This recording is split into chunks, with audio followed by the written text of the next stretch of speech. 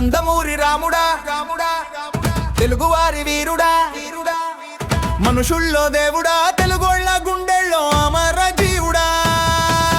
నందమూరి రాముడా తెలుగువారి వీరుడా మనుషుల్లో దేవుడా తెలుగోళ్ళ గుండెల్లో అమర జీవుడా.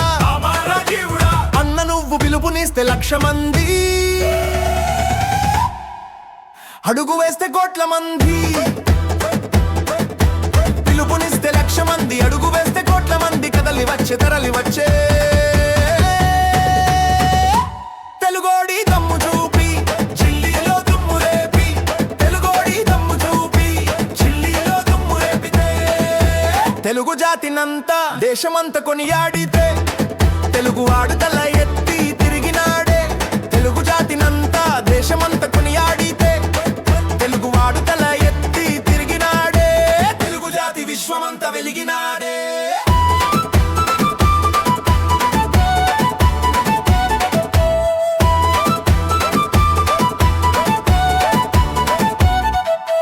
నందమూరి రాముడా తెలుగువారి వీరుడా మనుషుల్లో దేవుడా తెలుగోళ్ళ గుండెల్లో అమర జీవుడా.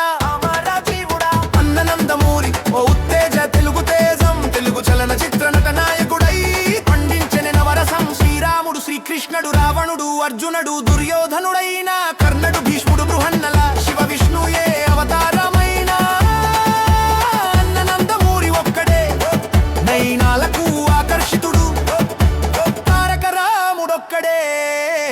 అందుకే అన్నగాడు విశ్వవిఖ్యాత నట సార్వభౌముడైనాడు. నందమూరి రాముడా తెలుగువారి వీరుడా మనుషుల్లో దేవుడా తెలుగోళ్ళ గుండెల్లో అమర జీవుడా.